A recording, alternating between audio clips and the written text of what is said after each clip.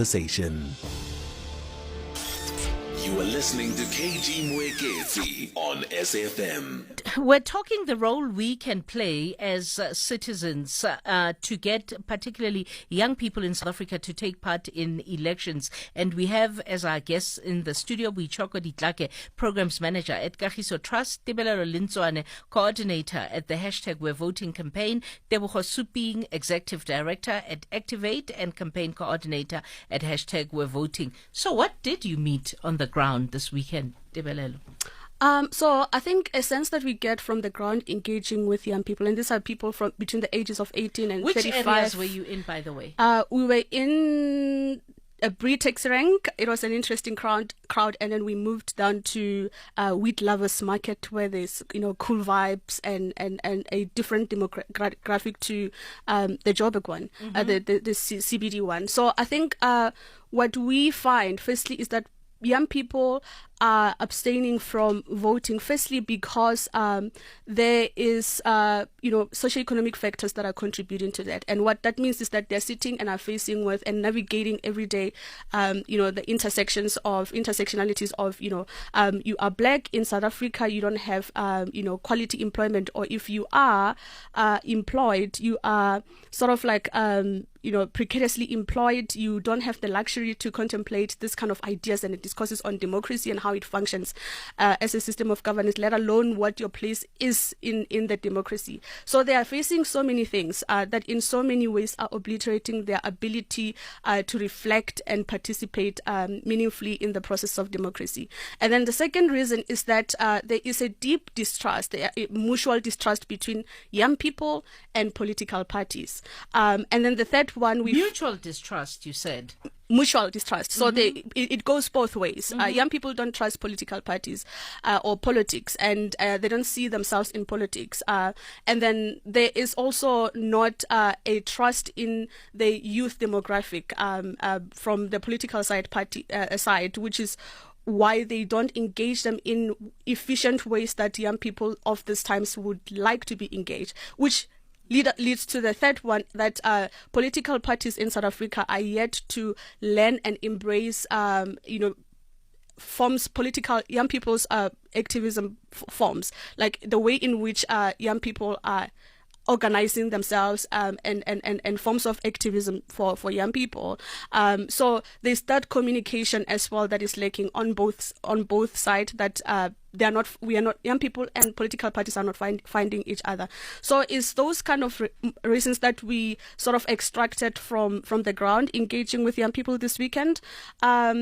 So yeah, I think those are the main three. But of course, it's more complex than that. We can't reduce it to just apathy or miscommunication or different kinds of activisms that are not embraced by mainstream political spaces.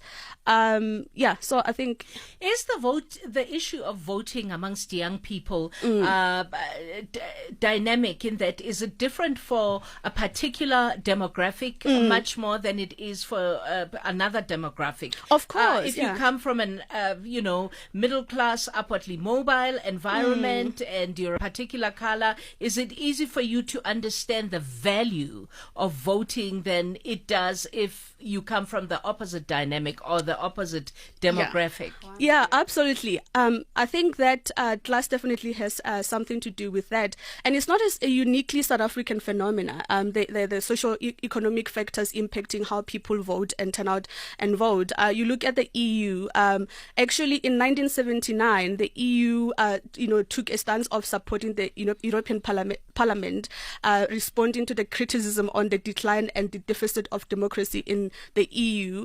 And even in spite of that, there was still a decline, so much so that the Eurobarometer reported in 2009 that 65% of eligible voters in the EU did not show up and vote. So it's not just, it's across the globe that, and the contributing factor to that was reported to be socio-economic factors, that they do have a direct even impact. Across the globe. Yeah, across the globe. So when people are not experiencing the outcomes of democracy, quality of life, safety and security, secure, employment, safety for their children and the future of their children, which is supposed to be what a democratic systems allows and creates and enables, people to create in societies, they abstain from voting. They see no value. They see no value. So yeah, basically. But okay, I'll come to you, Bichoko, just now. And just to add to that is the rising phenomena that we're seeing in Central and Western Africa of unconstitutional government supported by young people themselves. It speaks to that very issue, is that we cannot really ignore the daily lived experiences of people on the ground, as it were.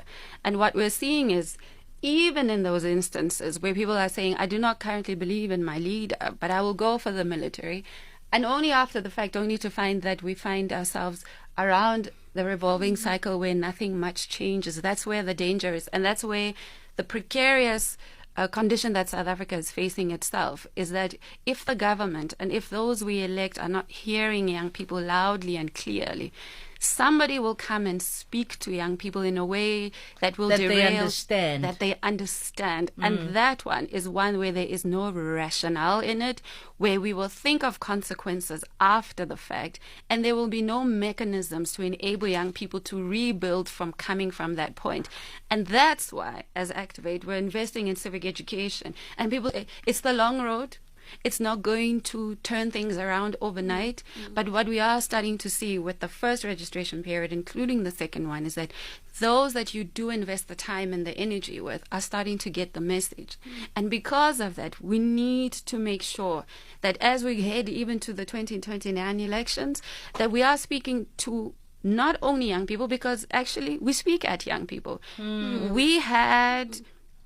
In addition to what Debelelo is speaking about, is across the 9 provinces, we were running door-to-door campaigns in the marginalized outskirts areas. In Harding, we were in Kimberley, and all in those areas. What you find scarily is there's no critical messaging to young people, that there are no people running voter education on the ground, that there is no one coming to those young people outside of the media and the cameras that flash around, but nothing else in between. And so, as I'm saying to us now as a society, as I'm saying now to even in the media spaces, is what are we asking politicians in South Africa right now headed to the polls? Why have we never had a national debate with politicians outside of rallies and manifestos, which young people where we hold them accountable? 100% exactly. Okay. One of the things, Bichoko, that Dibelelo highlighted is that young people and politicians are not finding each other. How do we get around that? I think we must start first by acknowledging that it's not just about a level of mistrust between young people and politicians. The level of mistrust deficit within countries and the nations are widening. That is why you'll have a right-wing populism emerging and multiplying in Western Europe and the Americas. The same thing applies with us. The key question at stake here is young people are the most sufferers of the lack of economic growth, employment, unemployment, insecurity. They are feeling it because they are at the edge of starting their own life with their degrees and other investments that their parents have made. Now, that is a critical issue, is the failure. Sometimes we debate, we say it's a failure of democracy. Or alternatively, it's a failure of leadership. I'm not sure what is the difference between the two. But what is discernible is that our leaders have failed us. And they are not demonstrating any discernible potential capability to correct and lead with conscience. And to that extent, I think what we need to emphasize to the youth and the citizens at large, and that is why as Kagiso Trust we believe that active citizenship, where we take responsibility, we are not looking forward to what politicians can offer, either through their manifestos or so on, is say what we want to happen. And I think if we mobilize... What kind of country do we want for Yes. ourselves, separate from what the politicians are saying they will offer? That is what I think should be our priority, and that's what we have been doing to try to activate citizenship, rebuild the organs of civil society to take their responsibility. But also the elections represent one important component in the journey of democratic consolidation. They are not a panacea in themselves, but we must rebuild even beyond the elections, as we are saying. We cannot just wait for the elections to hear the manifesto and so on. We should have clarified what we want and also put in place a consolidated coordination, how we are going to hold politicians accountable beyond the elections, so that we take responsibility in mobilizing our people, our communities, the youth, to drive what they need rather than waiting. And I think this so-called despondency is based on us saying we want them to deliver. Let us reclaim where does back. the culture of expecting democracy to work in and by itself come from? Because I think one of you spoke at the beginning of our conversation around how in 94 we thought, we're voting. It's happening. Hallelujah. After that, boom, it should be magical, and I should have a fantastic car, I should have a great job, and I should have a large amount of money in my bank account, and life must be fabulous. And then life turns out not to be. Where does that come from? Who gave that expectation to the citizenry that democracy would look like that? It would manifest in that way, and we give away our responsibility to work it, and instead it will work by itself. Am I making sense? It is making sense, Definitely. absolutely. I mean, we assumed in 1994 as a collective that those we entrusted to take up leadership positions understood what the mission was, because those were people who were disenfranchised themselves. We assumed that they would understand what the work required would entail, and we assumed that they were not in it for self-enrichment, but to continue the work that was required to make sure there was equity, there was justice, there was equal access, and that we would not deteriorate to the point where we are finding ourselves. I think we cannot just simply say that people wash their hands off of the work. But also in the Bill of Rights, we once had a conversation with Judge Albie Sexton, and he said the reason we wrote the Bill of Rights, it was so that we ourselves would not become the monsters that we were fighting. And so now that we realize as South Africans where we find ourselves in the deep crisis that we do, it is time for us to find each other beyond political lines, beyond the racial lines, beyond the gender lines, beyond the socio-economic condition lines, because if we don't, we are all going to pay the price of what has already started to begin. It's not just the deterioration of democracy, as it were, in South Africa, but the living conditions which are no longer sustainable. And when we're a nation in crisis. We are a nation in crisis, and when you find that, you will realize that people who have nothing to lose are prepared and willing to do whatever it takes for them to be heard. July 2021 taught us that that people who have nothing to lose are willing to do anything. And we are much closer to that than we realize as a country. And I think we need to also begin to start in our homes to say, are we having the kind of conversation in our homes with our children, with our family members about what is happening and what is required? Because we are all seeing it, but are we coming together to make sense of it is the question. Yes, there are hard conversations to be had in South Africa, but the critical questions are, where are the spaces of convening as a society taking place? So if the conversations have to start in the home, what should we be talking about in the homes? I'll make a silly example. I have an 18-year-old who just passed matric. He got 3 distinctions. Life is great. He's looking forward. I convinced him overly to go and register to vote in the first drive, and he's registered to vote. And I brought the conversation in our home. I said, so who are you going to vote for? And he answered me and he said to me, you're always complaining about all of them. He says to me, you're always complaining about all of them watching TV. I don't know who it is to vote for. And I didn't know how to take the conversation further after that. Yeah, I think that the conversations that we need to have, especially with first-time voters and young people, is to talk about, firstly, what is democracy? Inherently, it's supposed to be a system that empowers citizens to take part in how their lives are going to be, in how they are governed, and how government, kind of unfolds in a way. So if we come from that standpoint of being empowered citizens, and also interrogating, if we are not empowered as it is now, why is it that we are not empowered as citizens with this democracy, and that enables people to govern themselves, essentially? So we have a representative, system in South Africa. That means that you elect someone, an 18-year-old, first-time voter will go to the polls and elect someone, a political party that resonates with them, and those people effectively will be the ones who are championing for their policies in parliament, etc.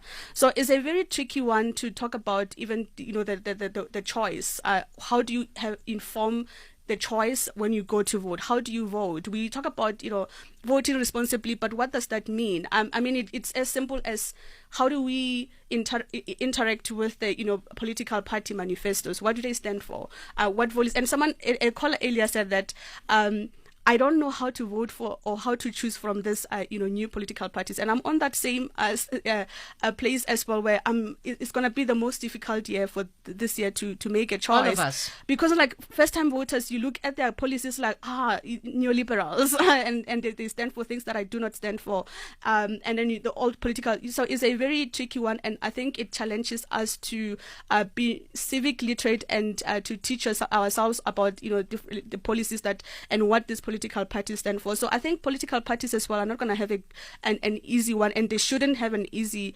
right when they canvass. People should ask them questions. What are you doing for me as a young person? What policies reflect my needs as a young person? But also in South Africa, people see politicians as almost superstars. And I think it's something that's driven almost deliberately for me as a PR tactic. When I look at it, it's almost like, look at the fancy life I have. If you join my party, you have the potential to live a similar fancy lifestyle. Not true, of course. If you're discerning enough, you know that. But a lot of people believe it. Let's go to the calls, because there's callers on 086 0002032. Ask my guest questions. My guest, Bichoko Dikake, Programs Manager, Kagiso Trust, Tibelelo Lintswane, Coordinator at the Hashtag We're Voting campaign, Tebogo Suping, Executive Director and at Activate and Campaign Coordinator at Hashtag We're Voting. Rachel, you are in Gqeberha. Good morning, Rachel. Hi, KG. Trust you're well.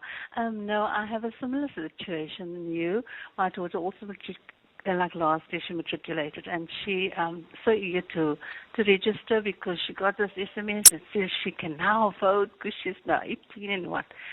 So she's eager, but she doesn't have an idea of who and what. So I said to her, well, and like you, I'm always complaining. So I'm saying to her, you need to do your homework. You need to look up and what each party stands for, their values, their morals. But I also don't know what to say to her. I'm lost actually there. I don't know where to even begin to say to her, this is what you need to do in order to vote for whoever. I mean, I cannot say to her, vote for the party that I'm voting for, because that's not right. Yeah. So what do I do? What do we do? Okay, Rachel, Sure. My guest will respond to you, and it's a valid question because ultimately these 18-year-olds are watching their parents negotiate democracy, right, in their daily existence, and it's very uninspiring. it's completely uninspiring, Bichoko. Yeah, just three things which are very critical. The first one is that registering is very important even if we are undecided. Yes, many of us are undecided. Because anything can happen over the next 2 weeks. Yes. That will assist us to make decisive decisions. Yes. And we don't lose that opportunity. Secondly, for us to be responsible and quality voters, that means we must be informed, critically so. But how do we navigate this mist that we are talking about? The mist of information. Yes. I would recommend that our youth, including ourselves, because we may not know all the answers and know all these political characters, let us form our neighborhood dialogues, discussions. Let us assist ourselves to fully appreciate what these political parties are offering, what are their histories, those who have been around, and what are the likely outcome. Because that is a responsibility that we are burdened in 1994. And Let these us know conversations fully. we have even outside of the politicians Yes, coming yes, into our as spaces. a community. As a Because community. my vote should be what I believe South Africa needs, but also must be informed by the needs of my community. Let us come together and assist each other to reshape what the kind of future we want. It is through that I think we'll be able to make things easier for ourselves as citizens. Let us engage each other. Okay, another caller, LG in Centurion. Hi, LG. Good morning, and your guest. I also have a first-time voter in my house, and then the guy is very excited to go and vote for the first time. He knows exactly who he wants to vote for. So, but I have a question for your guest. If the young people that they spoke to say that they don't know who to vote for because it's been 30 years of desperation and all the rest of it, who has been governing the country for 6 years, and why is it that they don't go out and choose any other political party that has never been in government before? Because it comes across as if it's people are painting every other political party the same brush, because it's only been one that has been governing. So why is it that they don't ask? Why is it that they don't ask those young people that they speak to say, hey, there's only been one governing party since 1994 for 6 years. There's a pool of other political parties. Why is it that you don't go out and choose any one of these political parties? Because, like I said, it's not fair to brush every other political party with the same paint. So that is my question. Okay, thank you, LG. I'll allow my guest to respond when I've gone through more calls. Ngonde in Cape Town. Ngonde. It's Lebu is a Motswana guy. He wrote your name wrong. I'm sorry. Oh, okay. I'm sorry about that, Ngonde. You wanted to say? Not to worry. Quick one, KG. As a background, I will first say politicians and to some extent lawyers lie for a living, right? First point. Now, I've got 3 grown men, right? I want to have to mention their age. The last one, who's about 22, thereabout, is a third-year student at UNISA. Anyway, when I discuss politics and them voting, I begin by saying, well, you must use your mind. Your father, me, is not going to tell you who to vote for, because I was a fool once in 94. I was warned by a fellow comrade of mine from Zimbabwe. He said, I'm afraid you guys gonna vote for a wrong party.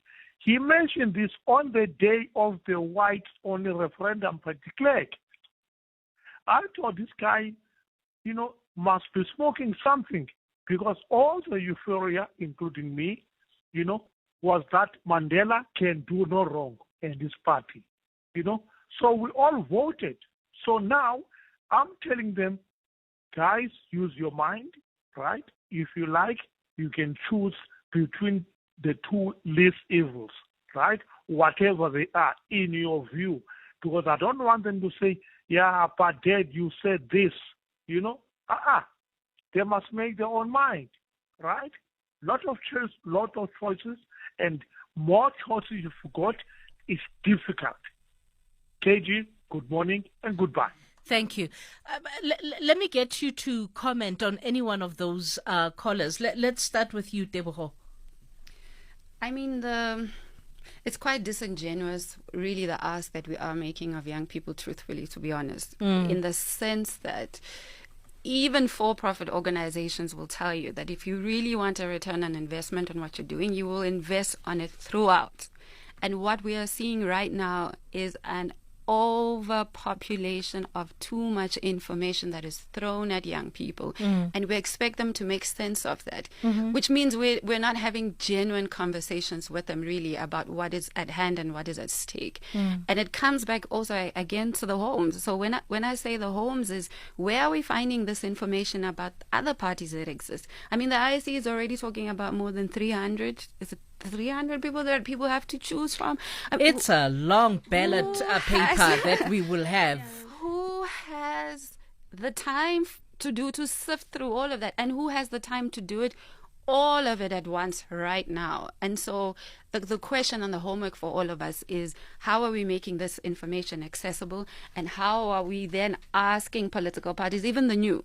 So what opposition parties think they can only just carry on piggybacking on the own goals of the ruling party? That is not the case. Our ask is just as high from them as well. But we only engage with them also as well, only during elections. And it's time to say that this is serving us no purpose. And so what we need to be doing is, I mean, there are organizations that have information that are putting together the manifestos and some of the action plans of political parties and making them available. But it is unfortunately a little bit too late. And the critical question of society is, for myself, as a mother, as a father, as a sister, as a brother, what role am I playing right here? Let me ask for I've been given permission to ask you guys to extend a little bit until after the news, because I have to go after the news. But I want you to think about something as we go to the news. I heard that the president, the president of the ANC, the president of the country, did a walkabout in Pretoria somewhere, obviously encouraging people to go and vote. But what transpired with the many young people that we met was that they mostly wanted selfies from him. They didn't want to ask him and engage him on any critical issues, whether that be pala, load shedding, and we don't run out of issues in South Africa. The primary thing that they wanted, they took out their cell phone, they said, "President, can we take a selfie?" So think about that as we go to news. It's 11, it's time for the news. Independent and impartial.